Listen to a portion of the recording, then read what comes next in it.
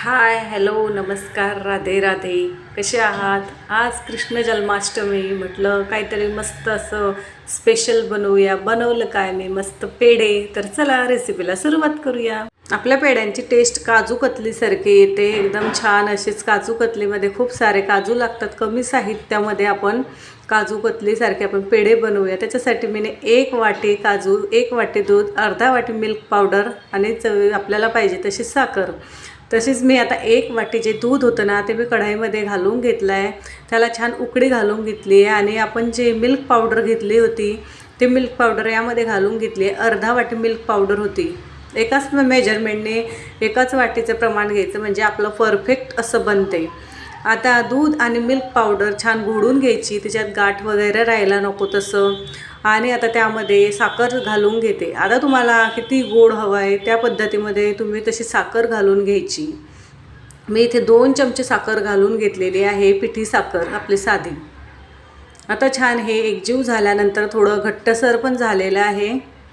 तोपर्यंत मी दुसरीकडे आपले जे काजू होते मी ते मिक्सरला बारीक करून घेतले. बारीक असे करून घ्यायचे, फक्त एकदा दोनदा असं बारीक फिरवून घ्यायचं. तुम्ही जास्त वेळा जर बारीक फिरवलं तर त्याचं तेल सुटायला सुरुवात होते, म्हणून फक्त असं दरदरं वाटून घ्यायचं.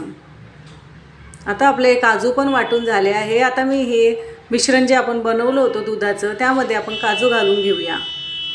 अशा पद्धतीमध्ये घट्टसर मिल्क पावडर टाकल्यानंतर छान घट्टसर आपलं हे दूध होते. तुम्ही फक्त दुधाचं पण करू शकता. मग मिल्क पावडर टाकले का आपल्याला दूध पण कमी लागते. आता जे काजूची पेस्ट होती ते काजूची पेस्ट मी यामध्ये घालून घेतलेली आहे. एकदम साध्या सोप्या पद्धतीमध्ये झटपट होणारी ही रेसिपी आहे. काजू कतलीसारखीच एकदम छान अशी टेस्ट येते. एकदम गोड धोडाचे पदार्थ आपल्याला पेढे वगैरे खाल्ले तर जास्तच गोड होतात ते.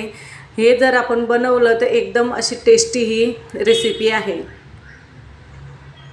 अशा पद्धतीत छान असं ढवळून घ्यायचं. जोपर्यंत सगळा एकजीव असा गोळा होत नाही तोपर्यंत असं ढवळून घ्यायचं.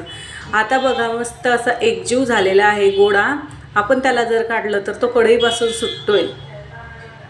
इतपत आपण एकदम मंद आचेवरती हे करून घ्यायचं. आता आपला हा गोळा पूर्ण असं चमच्यामध्ये येतो आहे तोपर्यंत मी त्याला कमी गॅसवरती भाजून घेतलं आहे. आता आपला सगळं मिश्रण छान झालेलं आहे. मी त्याला थंड करायला ठेवलं होतं. थंड झाल्यानंतर एकदम असे सॉफ्ट आपण असे त्याचे पेढे बनवून घेऊया.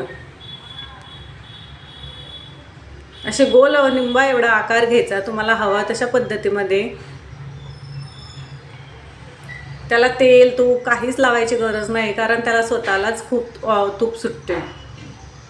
छान असा गोल आकार झाल्यानंतर असेच आपण खाऊ शकता. पण डिझाईन म्हणून मी इथे नोझल घेतलं होतं छोटं आणि त्याची डिझाईन बनवून घेतली आहे.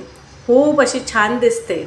आणि अजून आपल्याला जर डिझाईन हवी असली तर मी याला बदाम लावून घेतले आहे. तुम्ही पिस्ता किंवा वेलचीसुद्धा लावू शकता. तुम्ही आतमध्ये वेलचीसुद्धा घालू शकता.